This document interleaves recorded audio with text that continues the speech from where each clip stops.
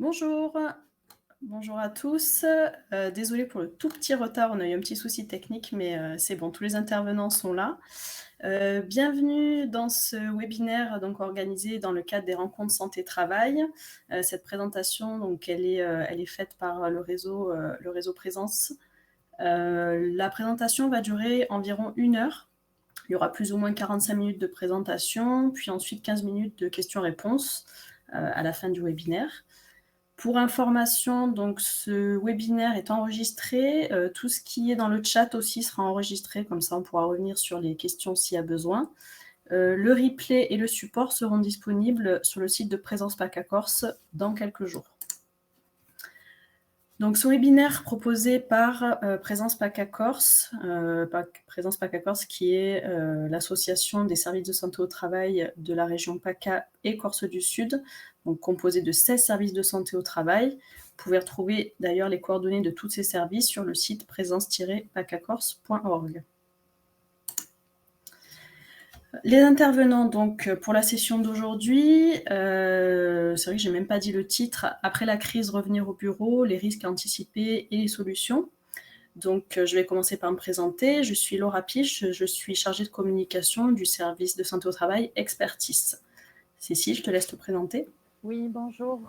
Donc moi je suis Cécile Sioni, chargée de communication pour Présence PACA Corse et pour ce webinaire je serai en charge de gérer vos questions que vous pouvez poser dans le chat qui se trouve donc la petite bulle, le petit bouton avec les bulles en bas à droite. Vous pouvez poser vos questions et je serai en charge de traiter le flux des questions et nos intervenants y répondront à la fin du webinaire. Si toutefois vous n'aviez pas de réponse pendant le webinaire, je vais vous mettre une adresse mail à laquelle vous pourrez envoyer vos questions ultérieurement et nos intervenants s'efforceront d'y répondre dans la mesure du possible.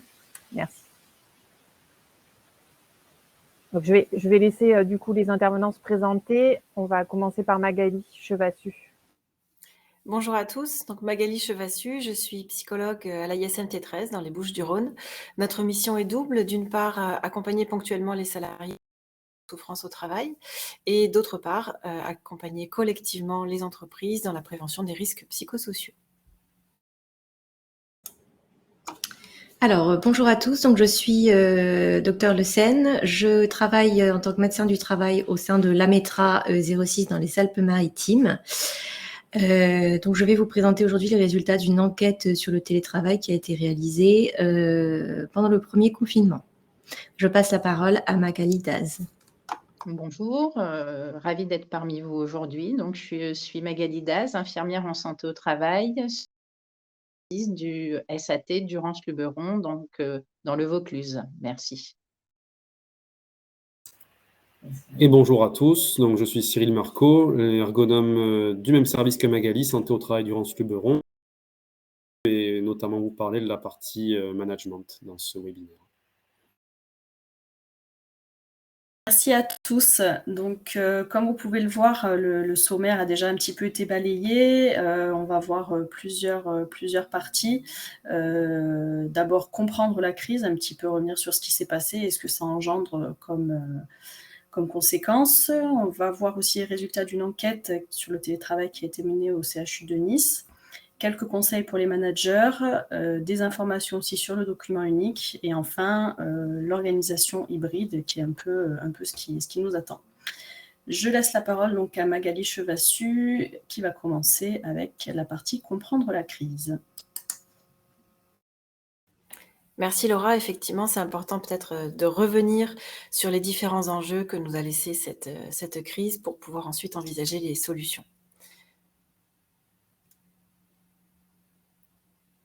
Si tu peux passer. Alors, en termes de vécu psychologique, je reviens sur ce qu'ont traversé les salariés. Alors, de manière générale, on va dire que pour n'importe quelle crise, on observe des phases chez les personnes qui sont confrontées. Alors, d'une part, une phase d'impact, ensuite une phase de réaction et enfin une phase d'intégration. C'est vraiment ces trois phases qui vont permettre aux personnes de traverser les crises. La première phase, la phase d'impact, elle est caractérisée par sa brièveté. C'est une phase de réaction physiologique. C'est la phase en fait où on est directement confronté à ce qui se passe. Le vécu émotionnel est d'ampleur parfois très forte. On est plus dans un vécu de l'ordre de l'effroi, c'est-à-dire quelque chose qui glace, quelque chose qui va paralyser, qui va sidérer. Ça va concerner aussi les relations, les institutions, enfin finalement tout est finalement figé. Et on a dans cette phase un fort besoin d'être protégé. Lorsque la crise est passée, lorsque l'événement, l'incident, la catastrophe est passée, on rentre dans une phase qu'on appelle de réaction. À ce moment-là, le danger est terminé. Il n'y a plus de menace. Les réactions émotionnelles sont alors beaucoup plus nuancées, beaucoup plus diversifiées. On voit apparaître des rituels, des cérémonies, des manifestations de soutien social. On commence à prendre conscience au niveau cognitif de l'impact. Et on a un besoin à ce moment-là de comprendre et de retrouver un sentiment de maîtrise sur ce qui nous arrive. Et c'est à ce moment-là qu'on peut passer à une phase d'intégration. L'intégration, c'est là où on va finalement trouver du sens à ce qui s'est passé, retrouver un équilibre entre nos besoins et les ressources qu'on a pour les satisfaire, faire le compte en fait de ce qu'on a autour de nous, de ce qui est disponible, reprendre le cours de sa vie, traverser des phases de deuil, comprendre pourquoi ça s'est produit et mettre en place finalement des mesures de prévention de la récidive et mesurer également les séquelles. Alors, qu'est-ce qui est spécifique à la crise qu'on vient de traverser depuis 1 an et demi, 2 ans, si on peut changer de diapositive? C'est d'une part, la crise Covid en elle-même a été particulière. D'une part parce qu'elle a été universelle. Ça, c'est finalement, c'est presque une première dans l'histoire de l'humanité. Tout le monde a été touché, tous les pays. Ce qui fait qu'inconsciemment, en fait, il y a eu une forme d'absence de refuge. D'imaginer un endroit qui n'était pas impacté par cette crise. Deuxième spécificité, cette crise a été ou est encore finalement caractérisée par une phase d'impact par à-coup. On n'est jamais sorti de la phase d'impact. Il y a toujours un danger qui est là. Il y a toujours une nouvelle chose, un nouveau variant, un nouveau protocole, une nouvelle communication qui vient nous ramener à une phase d'impact et créer des clivages finalement dans la société. Clivage, c'est-à-dire une séparation abrupte entre différents groupes. D'une part parce que parfois certaines sont déjà en phase de réaction, elles sont sorties de leur danger, d'autres y sont constamment ramenées. En tout cas, cette phase d'impact par à-coup, elle est très énergivore parce que ça veut dire qu'on est tout le temps confronté à un risque et qu'on est tout le temps finalement mobilisé face à ce risque-là. On peut parler aussi des clivages par rapport au vécu individuel. Certaines personnes ont été confrontées à des formes graves, d'autres à la mort, d'autres rien du tout. D'autres ont eu très peur pour des proches. Et donc finalement, tout ça, ça met en place des différences en termes de vécu. Des stresseurs sont très spécifiques, très propres à cette crise-là. On a eu des stresseurs sociaux particuliers. On a été confinés, déconfinés, reconfinés. Tout ça, la capacité des individus à maîtriser la distance sociale, physique, à s'accommoder ou pas de la solitude. On a eu des communications très contradictoires, parcellaires, parfois un peu corrigées, recorrigées. Psychologiquement, des stresseurs qui sont très particuliers. Je le disais, la confrontation à la mort, à la maladie, c'est pas très simple. On a eu également des frontières beaucoup plus floues entre le normal et le pathologique. Les injonctions qu'on a reçues sur les gestes barrières, se laver les mains tout le temps, parfois friser un peu l'obsessionnel compulsif, des injonctions également aussi à la distance, donc et parfois du coup la frontière est mince entre la distance et la méfiance. Donc finalement quelque chose d'assez, en tout cas parfois perçu comme assez rigide, parfois infantilisant sur les protocoles de sécurité et les protocoles sanitaires. Tout ça pour aboutir finalement largement, chez beaucoup de monde, à des impacts psychologiques très particuliers. D'une part, la remise en question de ce qu'on appelle des facteurs structurants, 2 facteurs dont on a besoin pour exister. Ces facteurs, ce sont d'une part l'illusion de contrôle, d'autre part l'illusion de sécurité. Ces 2 illusions, on n'est jamais tout le temps en contrôle de notre vie, on n'est jamais tout le temps en sécurité dans la vie, mais on se sent quand même suffisamment en contrôle et suffisamment en sécurité pour oser prendre des risques, pour vivre son quotidien et prendre les risques qu'on a à prendre. Je prends la voiture le matin pour aller au travail parce que je sais que je suis relativement en sécurité et que le risque d'accident est très faible pour moi. Les facteurs structurants ont parfois explosé du fait de cette crise. Et du coup, on a de fortes répercussions émotionnelles, notamment par rapport à la peur que ça a pu créer chez des individus, et également des répercussions cognitives, notamment sur l'élévation du sentiment de méfiance, l'élévation des exigences de sécurité au travail, l'élévation des exigences d'autonomie et l'élévation des exigences en termes de reconnaissance mais aussi existentielle, reconnaissance des efforts que je fais. Enfin, la crise a créé finalement des temps ou des moments, enfin, ou des réactions de suradaptabilité et également d'hypervigilance. Et ça, c'est très coûteux en énergie, d'être tout le temps vigilant et tout le temps adaptable à un nouveau contexte. C'est très fatigant, c'est très stressant pour l'organisme. Et enfin, on peut voir également, et depuis un certain temps, un syndrome, ce qu'on appelle de fatigue pandémique, c'est-à-dire en fait cette usure, un sentiment d'impuissance, de découragement face à un ennemi invisible qu'on ne peut pas maîtriser et qui nous cantonne finalement à des activités de crise plutôt que nos activités normales, quotidiennes, qu'on ne peut pas programmer en fait, qu'on ne peut pas projeter sur le long terme parce que le long terme n'existe pas aujourd'hui. On est dans un court-termiste, dans l'attente du nouveau danger qui va se profiler. Alors si on peut passer à la diapo suivante, voilà. On revient finalement sur les enjeux qui ont été laissés par les formes du travail de crise. On a connu le télétravail comme modalité de poursuite de l'activité. Alors, ce télétravail, il a été imposé et ça a créé un chamboulement, un bouleversement dans beaucoup de pratiques de l'activité. Il a été salvateur, bien évidemment. Il a été très protecteur, mais il nous a laissé des enjeux. Puisque si on revient finalement, l'Agence nationale pour l'amélioration des conditions de travail a fait cette étude pour nous éclairer sur les enjeux qui ont été laissés par ce télétravail. Les leçons qu'on peut en tirer sont qu'on peut largement améliorer les échanges avec les managers et notamment sur les difficultés du travail à distance. On peut largement se questionner sur la surconnexion que ça a entraîné, sur le sentiment de travailler plus, d'avoir moins de sas de décompression, d'avoir densifié le travail, de sauter de réunion Zoom en réunion Zoom, et donc de perdre les espaces informels de discussion, de couloir, de café. Sentiment de fatigue, sentiment d'isolement.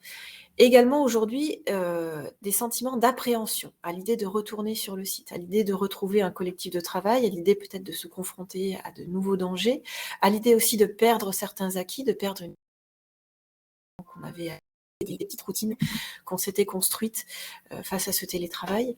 Et enfin, l'enjeu de la dégradation des relations qu'on a pu constater. La distance entraîne finalement un manque de représentation des contraintes de l'autre.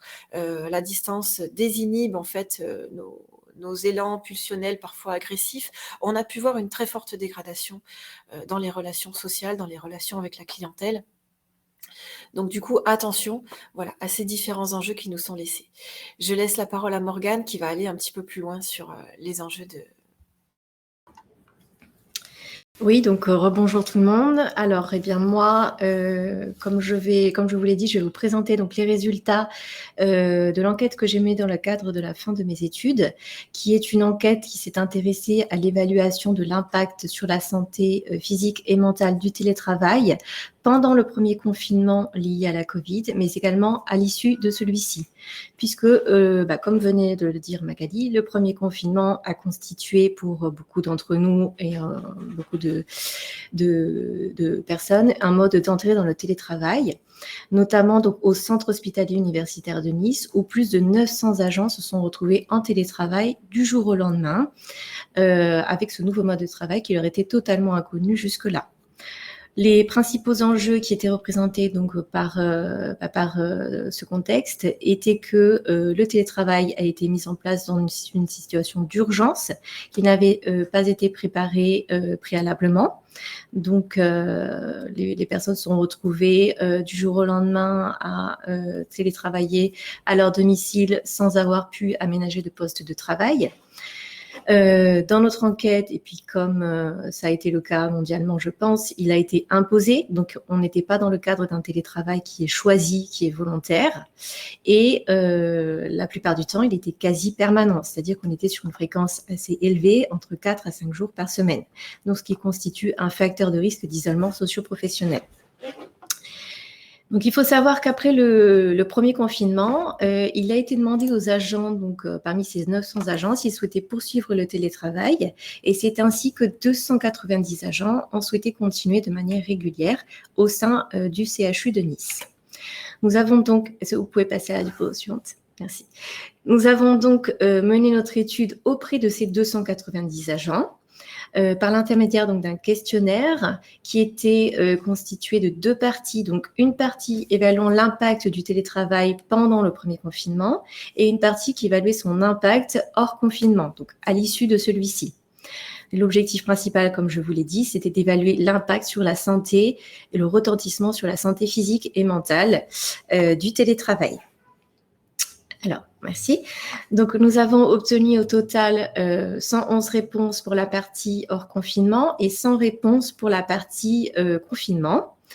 La population étudiée dans notre étude était constituée majoritairement de femmes âgées de 30 à 50 ans et qui travaillaient dans le milieu, dans le domaine administratif. Alors, donc, voici les résultats de l'impact sur la santé mentale. Donc, notamment, nous avons évalué l'état de fatigue et le niveau de stress. Donc, comme vous pouvez le voir, à gauche, les résultats pendant le confinement, à droite, les résultats hors confinement. Eh bien, ce qu'on peut constater, c'est qu'on note une différence entre ces 2 périodes, puisque pendant le confinement, une part non négligeable des télétravailleurs avait ressenti une augmentation du stress et de la fatigue, alors qu'en dehors du confinement, la quasi-totalité de l'échantillon ressentait une amélioration de leur niveau de stress et une diminution de leur état de fatigue. Alors, merci. En ce qui concerne les résultats donc, sur l'état de santé physique, là, donc, les résultats sont globalement similaires entre les 2 périodes. Cependant, on note une petite différence pendant le confinement, et notamment en ce qui concerne le taux d'agents ayant ressenti une moins bonne santé physique, de l'ordre de 18% pendant le confinement et de l'ordre de seulement 6% hors confinement. Donc, on s'est intéressé à ce sous-groupe de télétravailleurs, donc des 18% qui se sentaient, merci. Non, est-ce que tu peux revenir un peu avant? Merci. Et qui se sentaient en moins bonne santé physique. Et nous nous sommes aperçus que la majorité d'entre eux ne disposaient pas de bonnes conditions d'installation en termes d'ergonomie de poste de travail. Donc, pour la plupart d'entre eux, ils télétravaillaient sur une chaise de cuisine, le canapé. Enfin, n'avaient vraiment pas d'espace de travail dédié ni de mobilier adapté. Et donc, c'est pourquoi le télétravail paraît être une... c'est pourquoi il est important de mettre en place les bonnes conditions, notamment en termes d'installation, et d'investir dans du mobilier adapté. Et notamment, on s'est aperçu que les douleurs donc, au niveau du rachis, notamment au niveau des cervicales et des membres supérieurs, étaient augmentées pendant la période du confinement, alors qu'en dehors du confinement, on n'avait pas d'augmentation de douleurs à ce niveau-là. Alors, en ce qui concerne la charge de travail, est-ce que vous pouvez passer la diapo? Ah, il y a un bug.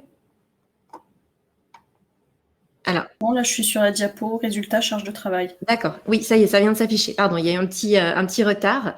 Donc, en ce qui concerne la charge de travail, eh bien, comme le disait Magali, le confinement a également été source d'augmentation de la charge de travail, puisque pour 57% de nos télétravailleurs, elle était plus lourde pendant le confinement, alors qu'en dehors du confinement, la majorité des télétravailleurs n'estimaient pas d'augmentation de charge de travail par rapport à une situation de travail ordinaire.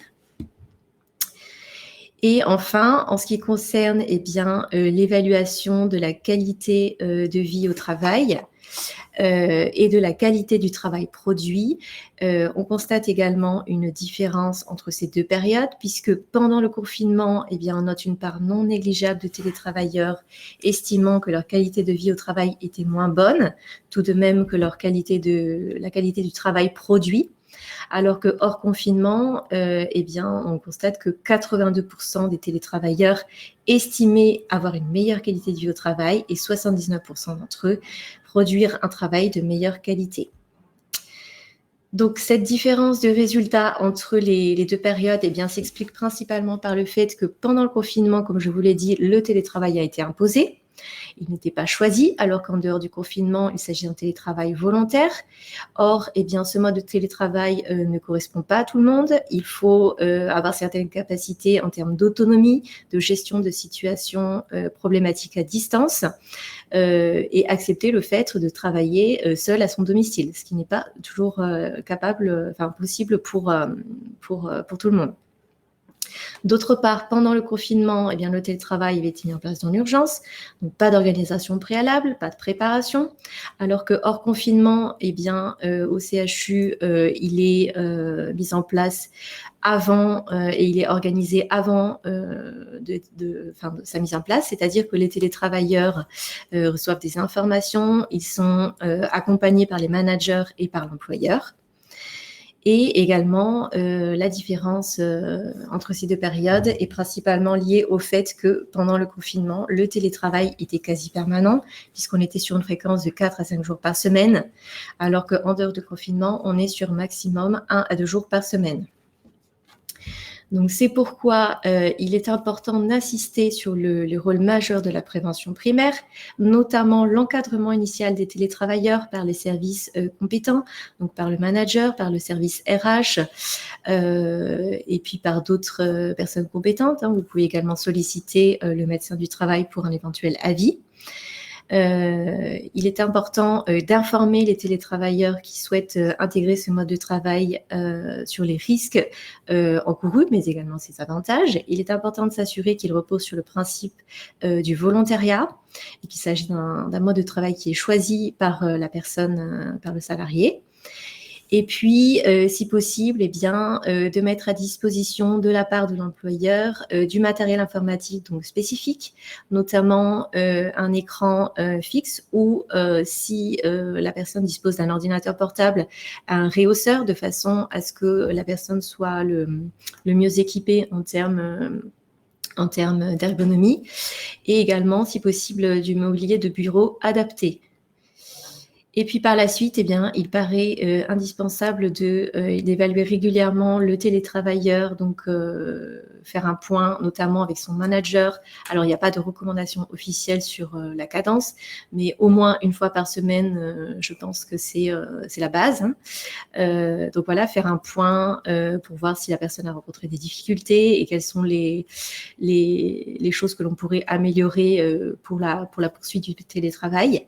Et puis également, eh bien, les employeurs peuvent solliciter les services de santé au travail s'il venait d'apparaître quelconque symptôme au niveau psychologique du fait de l'isolement social des télétravailleurs.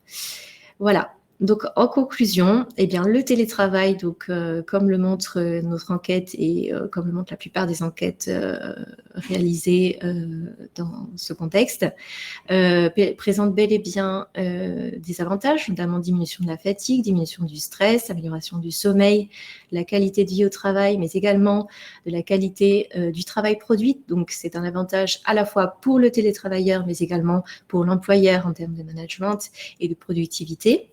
Cependant, pour que ces effets bénéfiques se fassent ressentir, il faut qu'ils soient mis en place préalablement et qu'ils soient encadrés dès sa mise en place. Il faut qu'ils soient modérés, donc pas plus de 2 à 3 jours maximum par semaine, qu'ils reposent sur la base du volontariat et bien évidemment que le poste de travail soit adapté en termes d'ergonomie et d'installation. Voilà, je vous remercie et donc je passe la parole à Cyril. Bien, merci beaucoup Morgane pour cette présentation. Donc les conseils aux managers. Des conseils pour un management en dehors des objectifs. Alors avec les présentations que mes collègues viennent de vous faire, on a bien compris que le travail ne reprend pas comme avant. Il s'agit de réapprendre ensemble de nouvelles manières de faire son travail en sécurité et pour cela de s'approprier de nouveaux gestes, de nouvelles consignes, une répartition différente des tâches. Et pour cela, il faut entretenir la reconnaissance, c'est-à-dire valoriser les efforts, être attentif aux signaux faibles, type mal-être individuel, ou des prémices de dégradation de l'organisation du travail, par exemple. Garantir un retour d'expérience de cette crise, par la sécurisation, l'amélioration continue, le partage, les réajustements, donner du sens à la catastrophe et intégrer les non-retours. Le but, c'est de reconstruire le collectif. Et pour cela, il faut être vigilant aux failles que la crise a révélées et créer de la convivialité dans les moments de rencontre, renouer avec les pauses informelles. Il faut aussi diapo suivante, merci. Il y a un petit décalage. Il faut reconstruire également les sentiments de confiance et de sécurité. Ah si, c'est bon. Donc, avoir une confiance technique et une confiance individuelle en les collaborateurs. Porter une attention particulière à tout ce qui est communication, les réunions, tout ce qui est clarification. Soutenir les managers dans leur rôle de régulateur. Porter une attention particulière à la charge et au temps de travail et au risque de surinvestissement. Être vigilant à l'amplitude et aux horaires de travail, aux opérations supplémentaires, liées par exemple au nettoyage du poste de travail ou à la volonté de rattraper le retard accumulé.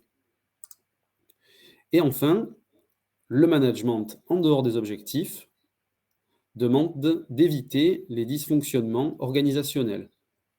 Par exemple, mettre en place un processus d'alerte au fil de l'eau sur les difficultés et dysfonctionnements éventuels en lien avec l'encadrement, le service RH et les représentants du personnel. Permettre l'expression par les salariés d'éventuelles difficultés à arbitrer entre ce qu'il faudrait faire pour travailler en sécurité et ce que l'on peut faire afin de rechercher des solutions ensemble.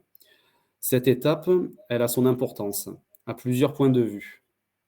D'un point de vue juridique, elle permet d'assurer une traçabilité en cas de mise en cause des responsabilités civiles et pénales de votre entreprise. D'un point de vue organisationnel, elle permet de répertorier les organisations du travail qui ont bien fonctionné, ce qui a mal fonctionné, ce qui mérite d'être repensé. Les entreprises qui ont pu être réticentes par le passé sur le télétravail, par exemple, pourront peut-être revoir leur opinion et envisager cette organisation du travail à distance de manière ponctuelle. D'un point de vue managérial, permettre à l'ensemble du personnel et à la direction de partager sur la manière dont les uns et les autres ont vécu cette période de crise, les périodes de confinement, mais également les périodes de reprise. Des conséquences pourront en être tirées. L'organisation ou la réorganisation du télétravail, des formations, des nouvelles idées d'animation en distanciel, et d'un point de vue humain, tirer les conséquences de cette crise pour l'avenir dans le comportement humain pour certains. Merci, je laisse la parole à Magali.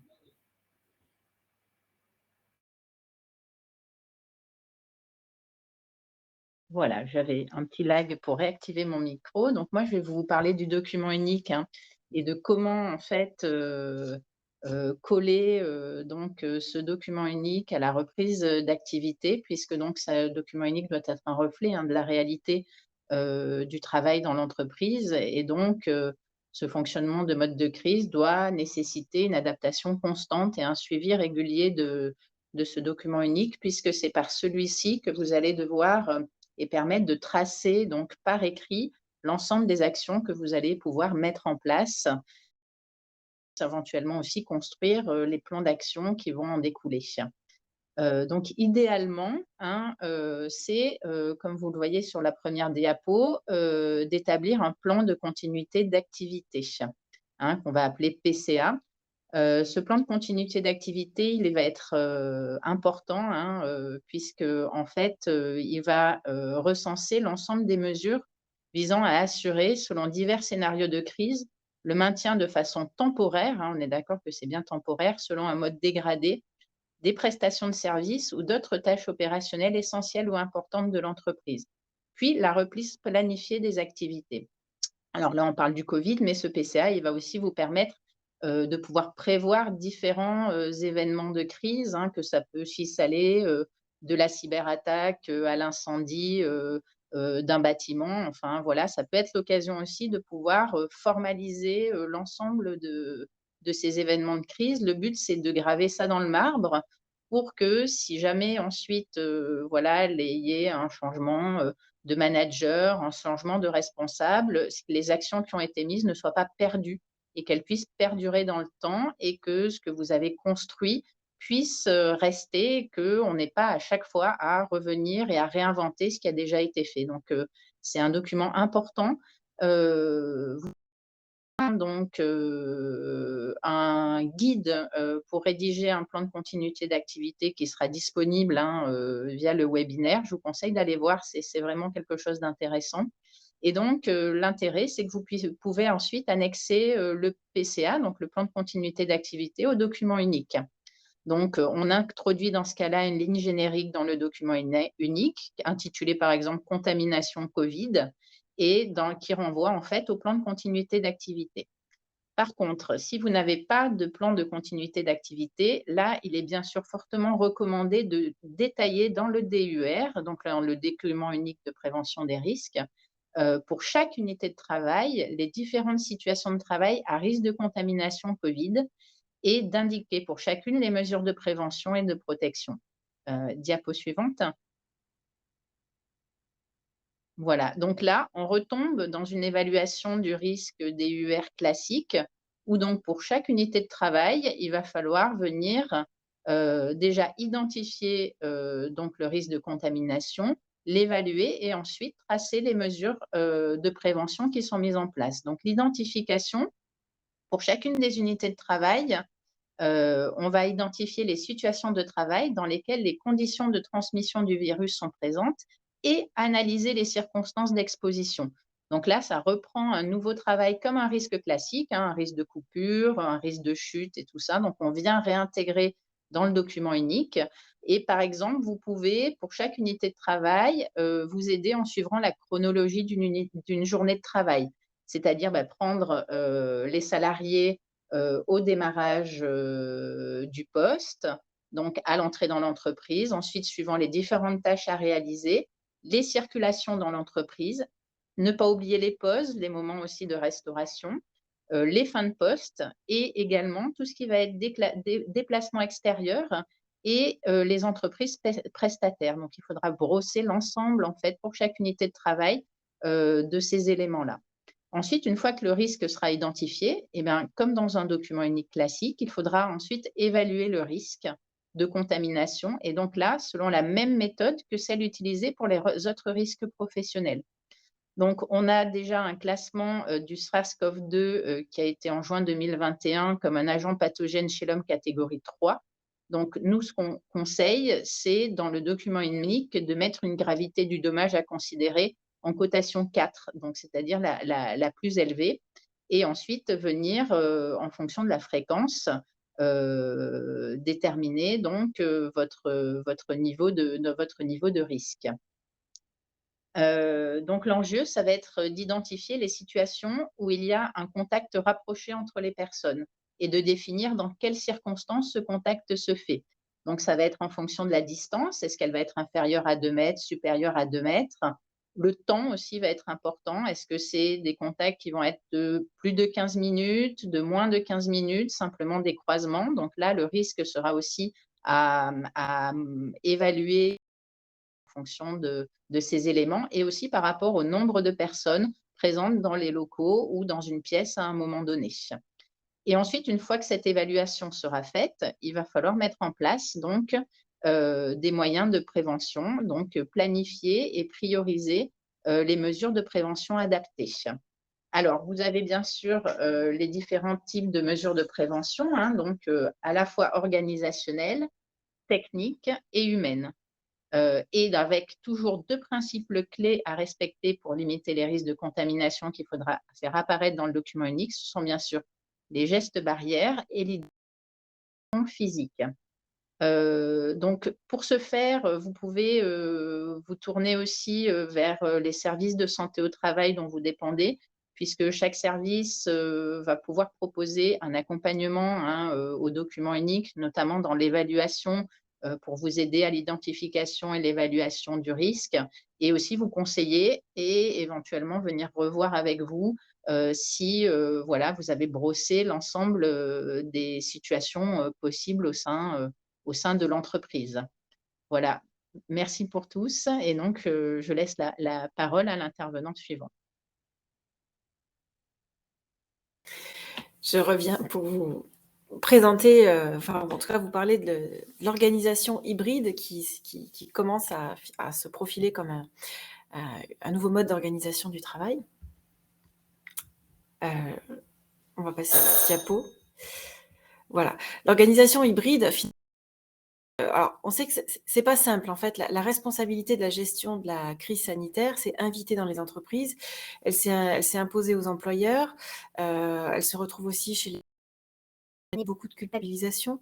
Ça a entraîné beaucoup, peut-être parfois aussi dans les collectifs, de stigmatisation. Parfois, du coup, cette organisation hybride, c'est-à-dire marier le télétravail et le travail sur site, hein, et les nouveaux protocoles de sécurité et de santé, s'avère finalement un nouveau challenge et pourquoi pas une mode, en tout cas, une des modalités de sortie de crise. Alors, qu'est-ce que c'est l'organisation hybride? C'est finalement, voilà, différentes organisations du travail. On sait que les salariés, beaucoup de salariés ont un souhait de maintenir un certain niveau de télétravail, parfois jusqu'à la moitié du temps de travail. Le télétravail, c'est pas qu'une affaire de bien-être et d'efficacité individuelle, hein. C'est aussi un mode d'organisation à accompagner.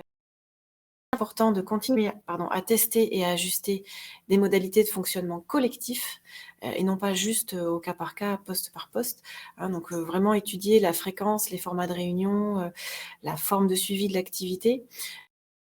L'acronyme PCA, un plan de continuité de l'activité, c'est aussi participativité, charte et accompagnement. Participativité, c'est réfléchir ensemble à un mode d'encadrement du télétravail. La charte, c'est la rédaction particulier de comment est-ce qu'on définit les règles du télétravail chez nous, comment est-ce qu'on définit par exemple les critères d'éligibilité de certains postes, et puis accompagnement parce que tout le monde n'est pas égal dans ses besoins d'autonomie ou dans ses besoins au contraire de formation, de montée en compétences, donc de voir un petit peu quels sont les besoins des salariés pour se sentir pouvoir faire du travail de qualité en télétravail. Donc, les points de vigilance, par contre, hein, l'organisation hybride peut entretenir certains clivages, peut continuer d'exacerber certaines tensions si les tensions ne sont pas régulées, les tensions préexistantes ne sont pas régulées. Donc, attention, hein, tous ces clivages dont on a parlé avant, de bien les prendre en compte, de bien faire en sorte que les tensions sont vraiment prises au coup par coup et de ne pas les laisser s'accumuler, de surtout pas négliger les temps d'échange réguliers et de bonne qualité.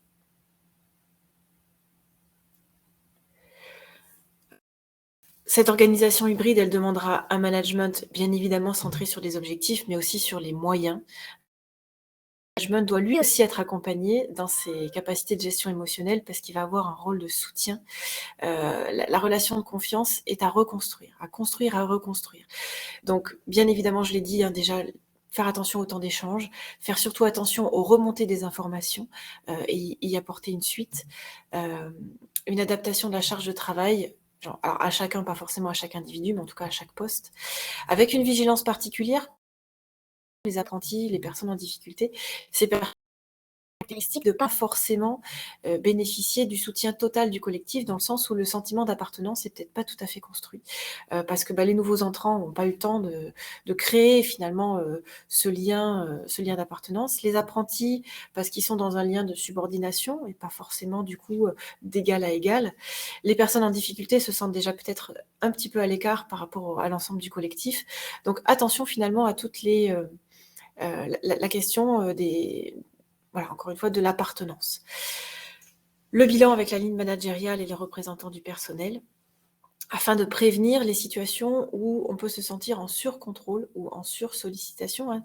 Le travail à distance, c'est pas l'équilibre entre être trop présent et pas assez. Quand on n'est pas assez présent, ça peut être vécu comme de l'autonomie, mais aussi comme de la négligence de la part du salarié. Quand on est trop là, ça peut être vécu comme genre d'infantilisation aussi. Donc le juste équilibre est vraiment un art à pouvoir mettre en place. Et enfin, vraiment entretenir le collectif de travail. Le collectif de travail, c'est une ressource très importante. Une organisation est résiliente, pouvoir s'écouter, se respecter, avoir confiance les uns en les autres. Donc voilà, savoir identifier les situations à risque, le contact, encourager les temps informels. Alors c'est sûr que avec la reprise économique, la priorité est au temps productif, mais si on n'a pas du temps improductif, du temps qui va se charger de la qualité du temps productif, le temps productif peut-être aura moins de valeur. Donc vraiment le temps informel, le temps d'interstice, comme on dit chez les psychos, c'est du temps qui en général favorise la productivité dans les temps qui comptent. Voilà.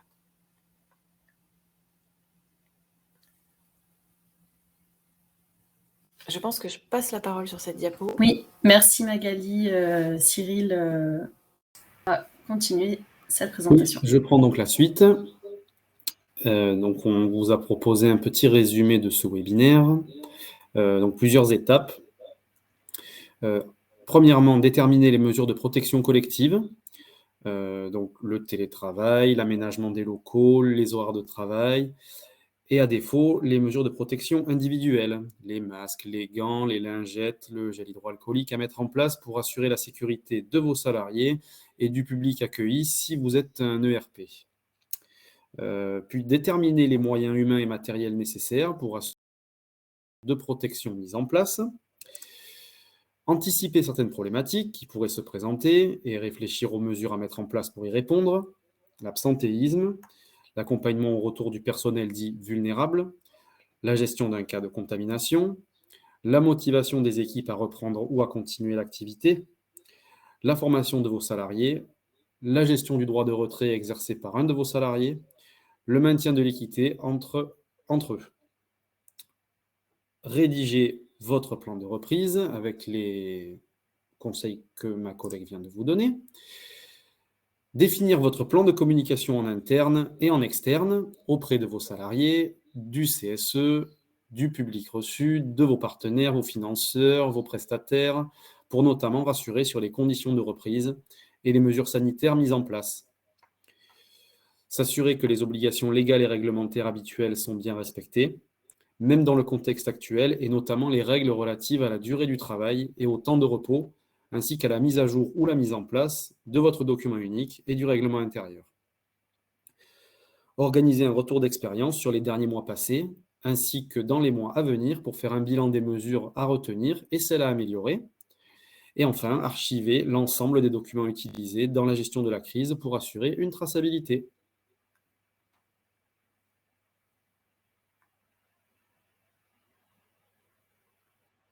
Merci beaucoup, merci à tous pour ces présentations très intéressantes.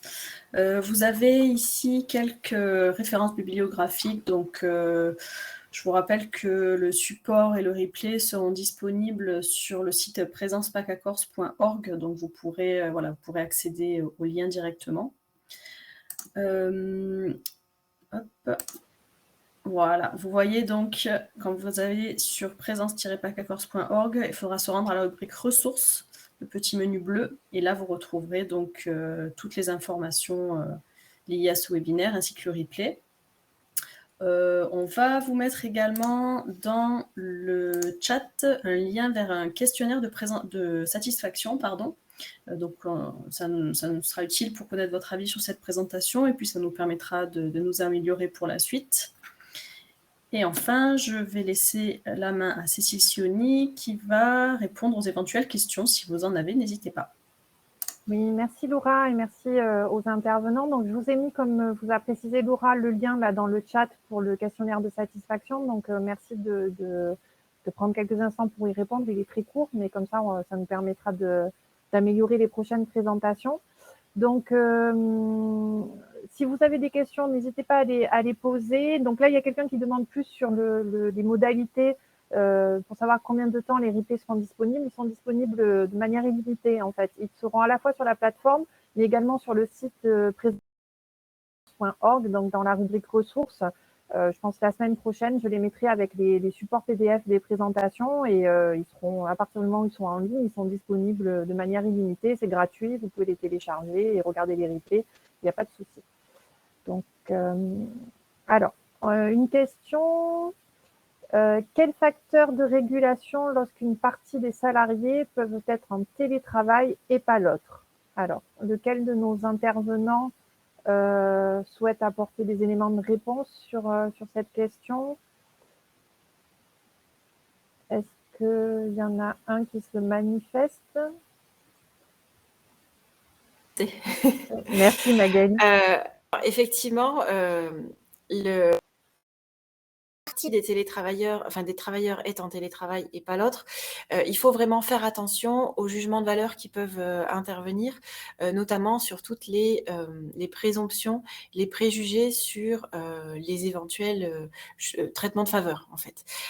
Bien insister sur le fait que sur des critères objectifs, en fait, et justement, voilà, de bien ramener à quels sont les critères d'éligibilité de certains postes ou de certaines tâches au sein des postes en termes objectifs. Qu'est-ce qui rend un travail télétravaillable ou pas? De la même manière, quelles sont les exigences de santé qui font que certains postes ou certaines personnes vont être en télétravail ou pas? Est-ce qu'il y a des vulnérabilités particulières qui font que ce n'est pas un traitement de faveur, mais plutôt une façon de pouvoir maintenir son poste et en sécurité? Ramener à l'objectivité. Si il y a des postes vraiment très étendus, c'est quand même important de prévoir des temps collectifs. Alors d'avoir des réunions où on a à la fois des gens en présentiel et de la vidéo à distance, c'est important que les personnes en télétravail ne soient pas des personnes qui soient complètement isolées du collectif de travail. Important en fait aussi de faire des réunions, pourquoi pas complètement informelles, peut-être un repas qui soit à la fois en présentiel et puis quelqu'un au bout du fil ou une vidéo. L'idée étant de maintenir une forme de cohésion dans le collectif de travail. Le manager puisse faire des points réguliers, ça a déjà été dit, notamment par Morgane et par Cyril aussi, mais que les télétravailleurs et les travailleurs soient traités de la même manière dans leur rapport au manager, hein, que les retours d'expérience, les remontées de difficultés soient faits à la même fréquence, par le même canal, avec les mêmes outils d'entretien. Ça, c'est très important. Voilà pour les premiers éléments de réponse. Je ne veux pas monopoliser complètement la parole par rapport aux autres questions, mais si vous souhaitez plus de précision, n'hésitez pas à poser la question de manière à ce que je puisse vous contacter par la suite ou vous faire une réponse un peu plus précise. Oui, tout à fait. Je vais vous remettre donc du coup l'adresse mail à laquelle vous pouvez éventuellement envoyer vos questions après le webinaire si vous avez besoin de compléments. Et puis, je vous rappelle également que vous pouvez contacter vos services de santé au travail qui sont vraiment vos interlocuteurs privilégiés. Si vous avez des situations particulières qui appellent une réponse, vous pouvez les contacter et ils vous apporteront les solutions, enfin en tout cas l'accompagnement nécessaire pour vos organisations. Alors, je ne vois pas d'autres questions, mais peut-être j'avais moi une question à vous poser par rapport à la présentation. Plusieurs fois, vous parlez des signaux faibles. Est-ce que peut-être vous pouvez préciser ce que sont les signaux faibles? Est-ce que... Oui. Alors, vous en avez de deux sortes, hein. Il y a les signaux faibles individuels et les signaux faibles, comme le rappelait Cyril, sur la santé du collectif, enfin, la bonne organisation collective. Sur les individus, les signaux faibles, en fait, c'est ce qui va concerner les premiers signaux de mal-être ou de stress, mais ceux qu'on n'écoute pas d'habitude. En général, on écoute son stress quand on est ou quand on a des manifestations de plus grande ampleur, par exemple des crises de larmes ou une incapacité à se concentrer ou à les signaux faibles, ça va être les petits moments d'énervement, les petits changements dans les habitudes, les petits replis sur soi. On va peut-être moins bien communiquer, arriver plus en retard. Des choses qui ne font pas forcément beaucoup de bruit, mais qui sont déjà peut-être les prémices qu'il y a quelque chose qui commence à se faire. Pouvoir être attentif, pouvoir vraiment aiguiser ses sens et allonger ses antennes sur ces signaux-là, permet justement que le stress ne se cumule pas jusqu'à arriver à un point de non-retour. Et pareil sur les défauts organisationnels, l'idée c'est de ne pas arriver à l'absentéisme ou aux difficultés d'organisation qui peuvent survenir quand quelqu'un est déjà très mal. Mais voilà, ça va être plus, est-ce qu'il y a certaines que les personnes ont plus de mal à faire ou moins de motivation, qui peuvent interpeller de manière à se dire attention, il y a peut-être un problème de définition, de clarté des objectifs ou de quantité ou de charge de travail qu'il faut pouvoir évaluer. Voilà. Merci beaucoup Magali. Il y a une question qui a été posée, alors qui est assez spécifique. Est-ce qu'il est possible qu'un employeur interdise le télétravail aux salariés qui sont à temps partiel inférieur à 80%, alors que le poste par lui-même est éligible, entre parenthèses, poste administratif? Alors, est-ce que vous avez une réponse? Alors peut-être que ça appelle des compléments, je ne sais pas. Est-ce que... Peut-être, je peux essayer de répondre. Alors, il n'y a aucun texte qui stipule que il est possible d'interdire le télétravail, en tout cas à ma connaissance. Maintenant, bien sûr, ça repose sur un échange entre l'employeur et le salarié. Hein. 80%, eh bien, ça veut dire que si dans votre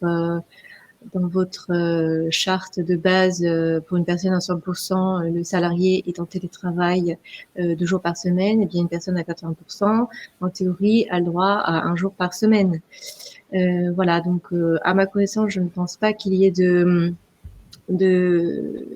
texte ou des choses bien définies permettant d'interdire. Maintenant, bien évidemment que l'appréciation reste à la charge de l'employeur. Si lui, il estime que la personne ne peut pas pratiquer ce mode de travail. Voilà, si mes collègues ont plus d'avis sur le sujet, je suis prenante également. C'est important dans des situations comme ça de maintenir le dialogue et de pas se cristalliser sur des positions et de pas se sentir visé par un préjudice. Peut-être que l'employeur a en tête justement des questionnements sur le maintien de la bonne santé du collectif. Si on autorise certains postes en télétravail, comment gérer le ressenti des autres qui ne pourront pas accéder au télétravail. Peut-être qu'il y a ça comme question dans la tête de l'employeur. Peut-être qu'il y a aussi la question des outils d'évaluation, des outils informatiques, des compensations peut-être éventuellement qui seraient exigibles par le salarié du fait de l'utilisation de son réseau d'électricité personnelle ou de l'aménagement d'une pièce de sa maison pour le travail. Donc peut-être qu'il y a beaucoup de questions, beaucoup d'incertitudes chez l'employeur et que c'est pas forcément un refus qui salarié. Voilà, ce que je veux dire, c'est de vraiment essayer de maintenir un dialogue de qualité plutôt que de se sentir victimisé dans ces questions qui se sont imposées très brutalement aux employeurs et tous les employeurs aujourd'hui n'ont pas beaucoup de réponses face à leurs questions, face notamment par exemple à l'indemnisation des accidents de travail à la maison, dans quel cadre, comment c'est reconnu. Donc je pense qu'il y a peut-être chez l'employeur un besoin de se rassurer et de chercher des réponses juridiques avant de pouvoir vraiment être confronté dans l'autorisation ou pas de télétravail. Donc peut-être aider l'employeur à trouver des réponses à ces questions s'il a des questions. Merci Magali. Et, je pense que voilà, le mot important, c'était le dialogue, de pouvoir avoir un échange entre les deux parties. Et justement, votre service de santé au travail peut vous aider aussi à rétablir peut-être ce dialogue, vous aider, vous accompagner en tout cas, pour que la mise en place se fasse de manière sereine. Donc, n'hésitez pas à contacter votre service de santé au travail. Les professionnels sont là pour ça. Est-ce que vous avez... Je ne vois pas d'autres questions. Alors, on arrive sur la fin du webinaire. Je laisse encore quelques instants si vous avez des questions. Donc, je vous rappelle que vous pouvez répondre à l'enquête de satisfaction. Je vous remets le lien là dans le chat pour avoir votre avis sur le déroulé de ce webinaire et son contenu. Donc, merci de prendre quelques instants pour y répondre. Il suffit de cliquer sur le lien, de le copier dans la barre URL. Et si vous pouvez soit y répondre maintenant, soit un peu plus tard quand vous aurez du temps, mais ça prend vraiment moins de 2 minutes. Bon, écoutez, merci à tous en tout cas. Je ne vois plus de questions, donc merci beaucoup. Je vous rappelle qu'au niveau PACA Corse, on a encore 2 webinaires cet après-midi, donc il y a encore temps de s'inscrire. On en a un à 14h sur la gestion Covid-19 en entreprise et ensuite un à 16h sur la santé des dirigeants d'entreprise. Donc voilà, n'hésitez pas à vous inscrire et sinon je vous dis à bientôt sur le site de présence-pacacorse.org et encore merci aux intervenants et aux participants. À bientôt. Merci à tous. Merci beaucoup. Au revoir. Au revoir. Au revoir. Au revoir.